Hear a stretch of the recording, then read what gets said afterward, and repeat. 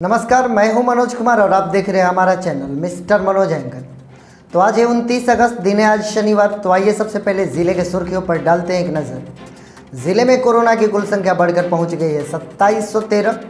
चौसा के रानीघाट से यात्री को गंगा उस पार छोड़ने गया नाविक हुआ लापता। चौसा के बनारपुर के 9 वर्षीय बालक की कर्मनाशा नदी में डूबने से हो गई मृत्यु।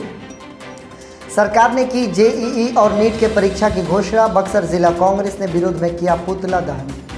पेंशन एंट्री के नाम पर घूस की रकम लेते कोषागार कर्मी का वीडियो हुआ वायरल। प्रशासनिक महकमे में मचा हड़कंप।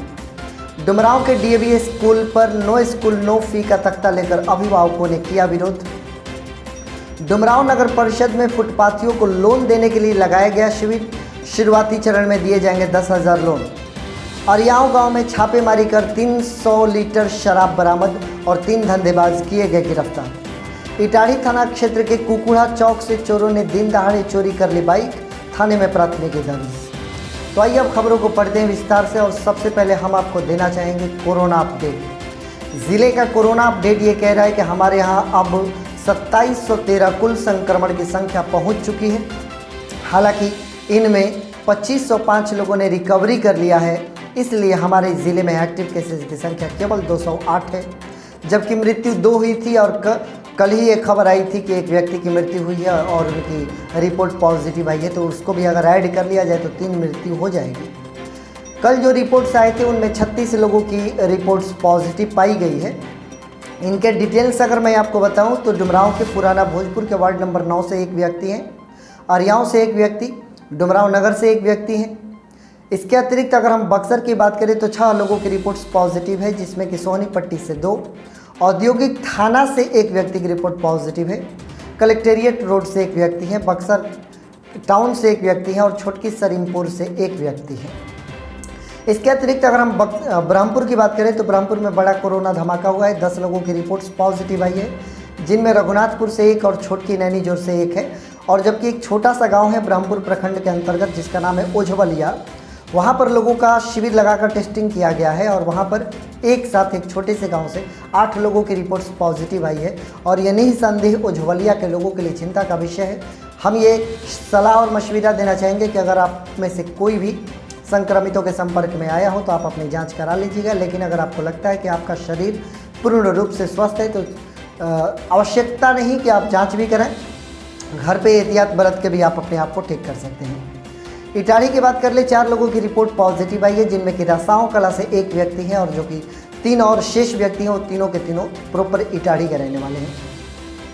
चौसा की बात करें एक बार फिर से, चौसा में हॉट स्पॉट बनते जा रहा है एक छोटा सा गाँव जिसका नाम है बनारपुर। कल वहाँ पर 3 लोगों की रिपोर्ट्स पॉजिटिव आई है और आज के रिपोर्ट में फिर से बताया गया है कि उसी गाँव से 4 और लोगों की पुष्टि हुई है, यानी कि बनारपुर में संक्रमण की संख्या 7 पहुँच गई है। केसठ की बात करें फिर बड़ा धमाका हुआ है कि प्रॉपर केसठ से ही 9 लोगों की रिपोर्ट्स पॉजिटिव आई है और केसठ अभी भी संक्रमण से अपने आप को छुटकारा दिलाने में नाकामयाब रहा है। लगातार प्रयास जारी है, केसठ के लोग अपनी तरफ से एहतियात बरत रहे हैं। लेकिन जिनका भी तबीयत खराब हो रहा है वो शिविर में जाकर अपनी जांच करा रहे हैं और अगर उनकी कोरोना रिपोर्ट पॉजिटिव आ रही है तो वह आइसोलेट होकर अपने आप को ठीक कर रहे हैं। ये हमारे ज़िले का कोरोना अपडेट है। हम आपसे यही कहना चाहेंगे कि हम लाख ठुकरा लें इस कोरोना को, भले माने या ना माने, इसके बावजूद हमारा सलाह आपको होगा कि सेहत हमारा है, शरीर हमारा है और क्यों ना हम अपने शरीर की चिंता करें, परवाह करें, स्वस्थ रखें अपने आप को। यह ज़रूरी है इस कोरोना काल में। खबरों को आगे बढ़ाना चाहेंगे। चौसा के रानीघाट से एक यात्री को गंगा उस पार छोड़ने गए नाविक, लेकिन लौट कर नहीं आए। पता करने पर यह बताया गया कि उनके पास बड़ी वाली नाव थी जिसमें कि मशीन भी लगा था, जो कि नाव चलाने वाला था। उस पर ले जाकर उन्होंने यात्री को छोड़ा। संभवतः ऐसे कयास लगाए जा रहे हैं कि लौटते वक्त, चूँकि गंगा का जलस्तर अभी काफ़ी बढ़ा हुआ है और धार भी काफ़ी तेज़ है, तो ऐसे कयास लगाए जा रहे हैं कि धार में उनकी नाव बह गई होगी। उनके नाव की तो बरामदगी कर ली गई है, लेकिन उनकी बरामदगी नहीं हो पाई है। हालांकि लोगों को ये बात पच नहीं रही कि वो एक कुशल तैराक थे, उनको तैरने आता था। अगर वो नाव पलटने के बावजूद वो अपने जीवन की रक्षा कर सकते थे। फिलहाल उनका कोई अता पता नहीं है। प्रशासन कोशिश कर रही है, नाविकों के माध्यम से, गोताखोरों के माध्यम से उनको खोजने की कोशिश जारी है। उनका नाम सीताराम चौधरी बताया जा रहा है, जो कि नरबतपुर गांव के निवासी हैं। खबरों को आगे बढ़ाएंगे कि चौसा के बनारपुर में एक दुखद घटना घटित हुई है। एक 9 वर्षीय बालक कर्मनाशा नदी में डूबकर मर गया। बताया ये जा रहा है कि घर वाले जब अपने कार्यों में व्यस्त थे तो छोटा सा बालक अपने मित्रों के संग बाल गृह संरक्षण केंद्र के पास पहुंच गया, जहां पर कर्मनाशा नदी बहती है। खेलने के क्रम में वो बच्चे नहाने के लिए नदी में उतर गए और चूंकि बारिश का मौसम है, नदी का हर छोटे छोटे नदी का भी जलस्तर बढ़ा हुआ है। इसी क्रम में उस बालक की डूबने से मृत्यु हुई। जब तक घर वालों को पता चलता दौड़े दौड़े जाते, बचाने की कोशिश करते, तब तक नियति को कुछ और मंजूर थी। बच्चा डूब चुका था, उसको बाहर निकाला गया, अस्पताल ले जाया गया। अस्पताल ले जाकर चिकित्सक को दिखाया गया, लेकिन तब तक काफ़ी देर हो चुकी थी और बच्चे की मृत्यु हो गई। इस प्रकार की घटनाएं न घटित हो, इसके लिए हम सभी को सजग रहने की आवश्यकता है। विशेष करके वर्षा ऋतु में, जब वर्षा के मौसम में छोटे छोटे नदी नहर में भी काफ़ी ज़्यादा जल स्तर बढ़ गया है। ऐसे में आप अपने बच्चों को कैसे इन नदियों तक जाने देते हैं, यही हमारे माँ बाप की लापरवाही भी निकल कर सामने आती है। और जब हमारे साथ कुछ अनहोनी घटना घटित हो जाती है, तब हमारे पास पछताने के सिवाय कोई दूसरा रास्ता नहीं बचता। कोशिश करें कि वो नौबत ही ना आए, इससे पहले कि आपके बच्चे कहीं और जाएं। आप निगरानी रखें, वो आपके पुत्र हैं, आपके बच्चे हैं, आपको देखभाल करनी है, आपको उन्हें नियंत्रित करके रखना है, अपने घर की दहलीज तक सीमित करके रखना है, ये आपकी जिम्मेदारी है। निश्चित तौर पर शोक संतृप्त परिवार के साथ हमारी संवेदनाएं हैं। बच्चे का नाम प्रदीप यादव बताया जा रहा है, उनके पिता का नाम दीपक यादव बताया जा रहा है। इस दुख की घड़ी में ईश्वर आपको सहन शक्ति दे और दिवंगत आत्मा को ईश्वर शांति प्रदान करे। आगे बढ़ेंगे कि आपको मालूम है कि अभी कोरोना का काल चल रहा है, बड़ी भयानक हमारे यहाँ कोरोना की स्थिति बनी हुई है। इसी के तहत शिक्षा से संबंधित सारे कार्यों को ठप कर दिया गया है, ऑनलाइन को छोड़कर। और ऑनलाइन कितना सक्सेसफुल होता है, केवल शहरों तक ही होता है, गाँव तक नहीं होता। फिलहाल सरकार ने ये घोषणा कर दी है कि जेईई और नीट की एग्ज़ाम ली जाएगी और बड़ी संख्या में लोगों को बुलाया जाएगा केंद्रों पर परीक्षा देने के लिए। ये बात रास नहीं है। ये हमारे बक्सर जिला कांग्रेस को उन लोगों ने विरोध करने का ठाना। हालांकि इस विरोध में भी कोरोना काल में लॉकडाउन की धज्जियाँ उड़ी, लेकिन इनका विरोध भी करना जायज़ था।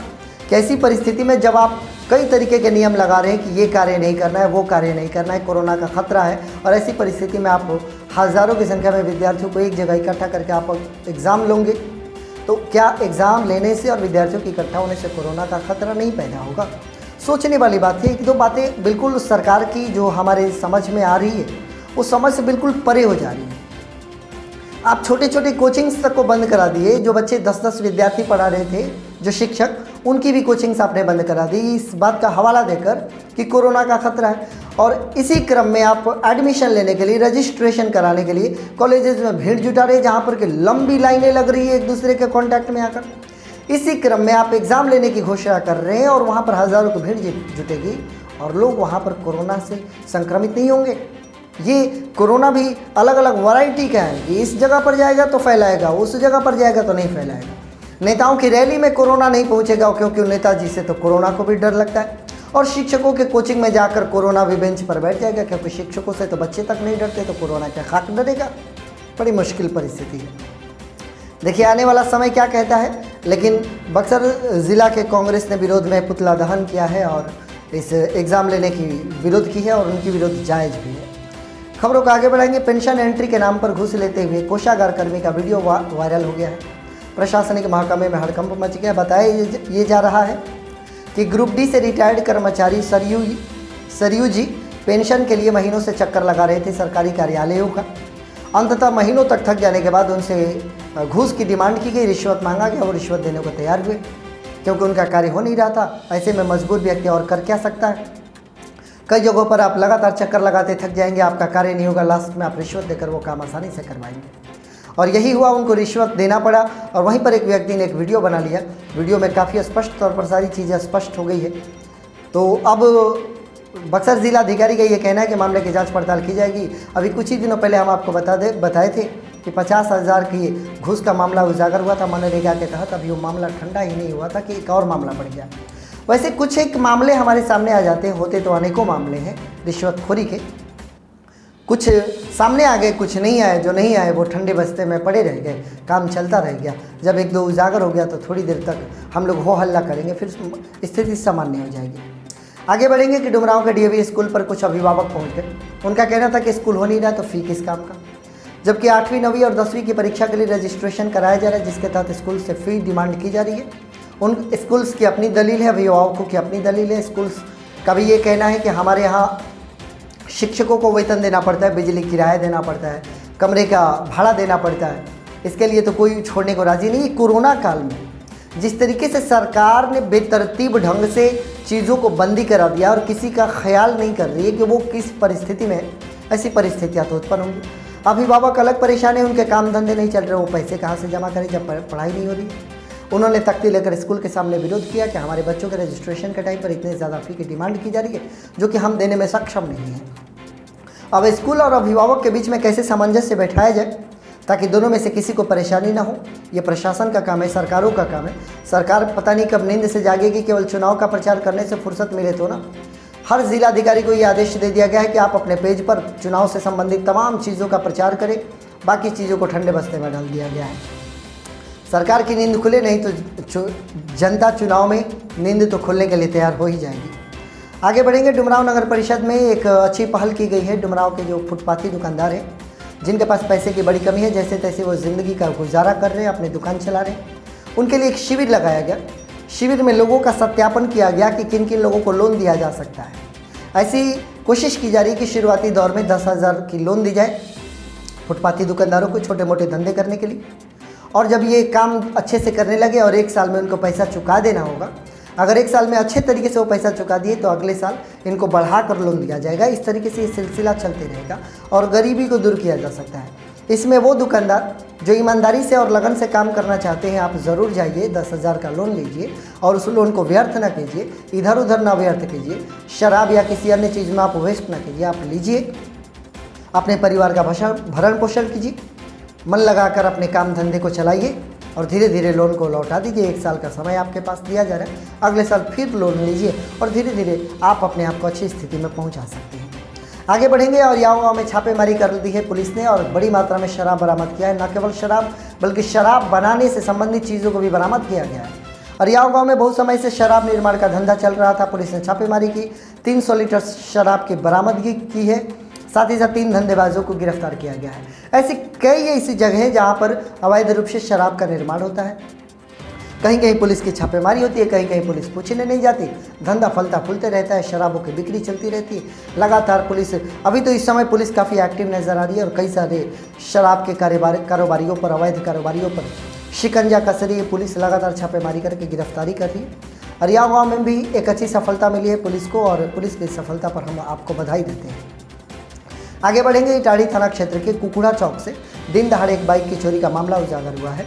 बताया जा रहा है कि एक व्यक्ति चौक पर अपने बाइक को खड़ी करके कुछ कार्यवश चले गए थे। जब वो लौट कर आए तो उनकी बाइक वहाँ पर नहीं थी। बाइक के सीट के नीचे ही उन्होंने गाड़ी के कागजात भी रखे थे, इसलिए उनके पास कोई प्रमाण भी नहीं था कि उनकी बाइक चोरी हुई है।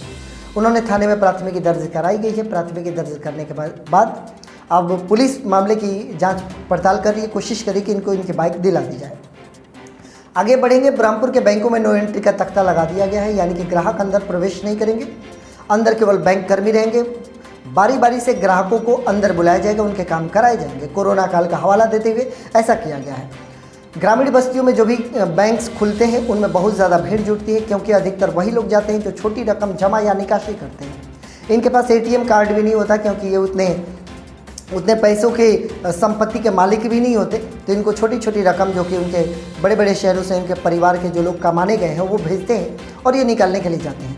अब चूँकि बैंक कर्मी भी सही है, क्योंकि कोरोना काल चल रहा है, वो अंदर नहीं आने दे रहा। बाहर बहुत बड़ा जमावड़ा लग रहा है लोगों का। अब कोरोना का खतरा बैंक के अंदर होगा, बाहर नहीं होगा। बाहर इतने सारे बड़ी संख्या में लोग इकट्ठा हो रहे, धक्का मुक्की हो रही, बड़ी मुश्किल हालात है। जाने ईश्वर कब हमें इस दौर से निकालेगा, एक अच्छे दौर में ले जाएगा। फिलहाल जिधर भी नज़र डालो ऐसा लगता है कि परेशानी का मंजर है।